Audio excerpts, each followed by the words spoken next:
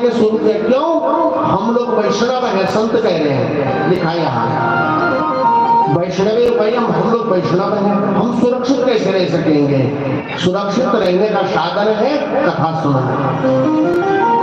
कथा में न यम आता है न काल आता है, कथा में मृत्यु नहीं है, कथा में मरण नहीं है, कथा में मोक्ष है, कथा में गोविंद है। समझ रहे हैं हम लोग? इसलिए संतों ने अनंत काल तक चलने वाली कथा शुरू करी तो 7 दिन में पूरी हो जाएगी। अगर मैं आज बोलूंगा कि 4 घंटे कथा कह रहा हूँ तो कल कितने बजे आएंगे लोग? 4:30 बजे, क्योंकि 1 घंटा बाद चलेगी कथा, तो 4:30 आएंगे। और 3 घंटा फिक्स है तो 3 बजे आ गए, 3:30 बजे आ गए। यही तो मैं चाहता हूँ। मेरा मन क्यों लग रहा है? मेरे मन लगने का कारण आप लोग हैं। एक तो आप समय से आ जाते हैं और मन लगा के बैठे हैं। कुछ लोग तो समाधि में लग जाते हैं, तो फिर मेरा मन लग जाता है। मैं कथा नहीं कह रहा हूँ, आप मुझसे कथा कह लो। अब एक वक्ता से श्रेष्ठता श्रोता में बताई गई है। वक्ता उतना भाग्यवान नहीं है, श्रोता भाग्यवान है। 2 प्रकार का काम, वक्ता एक काम कर रहा है, खाली बोल रहा है।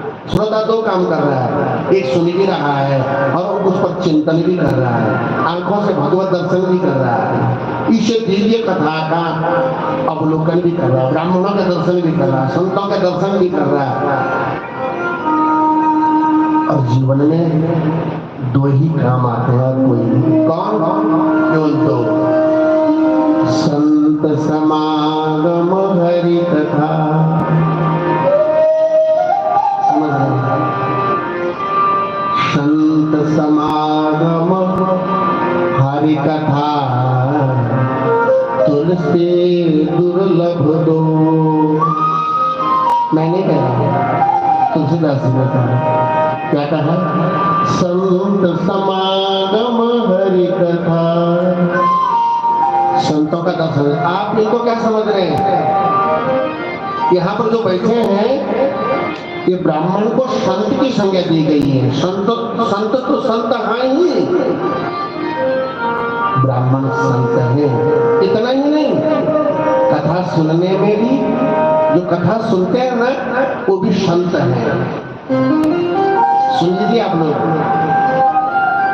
नाराज मत होना और ये मत सोचना कि मैं ब्राह्मण हूँ इसलिए ब्राह्मणों के बारे में बोलता हूँ। नहीं, मैं वर्ग भेदी नहीं हूँ, मैं जाति भेदी नहीं हूँ, लेकिन मैंने जो पाया मैं वो कह रहा हूँ। ब्राह्मण परमात्मा का साक्षी है।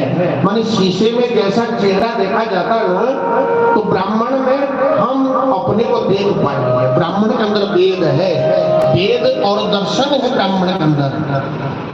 और एक बात और, नाराज मत होना, अगर किसी के घर में ब्राह्मण कोई नौकर है तो उसको कहीं और जगह लगा दो, अपने घर में ब्राह्मण से नौकरी मत करा दो। हम हाथ जोड़ते हैं आप लोगों से। अपने घर में अगर किसी के घर में ब्राह्मण बालक कोई नौकर है तो उसको तुरंत हटा दो, दूसरी नौकरी दे दो उसको, कहीं दुकान में लगा दो, पर घर में नौकरी, उसे जूठन मत उठाना, उसे झाड़ू मत मरवाना। मेरे जो पुरोहित है वो मेरा विद्यार्थी है, उनसे कोई पूछता है कि जब आप व्यास जी के घर में पूजा करने जाते हैं तो क्या होता है?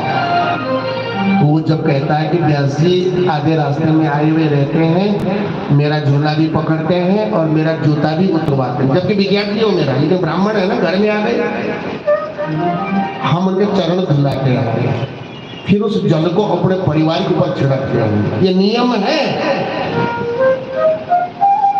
लोगों ने देखा भी अपने घर पर भी, भगवान की कृपा से 3-4 बार मुझे भी भागवत करने का सौभाग्य है। मेरे घर पे संत आए, ब्राह्मण आए हैं, तो भीड़ बहुत बड़ी यह देखने के लिए कि व्यास जी जो अनंत कथाएं कर चुके हैं, वह व्यास जी का अपने घर में क्या स्थान है, उन्होंने अपने को कहाँ पर रखा हुआ है।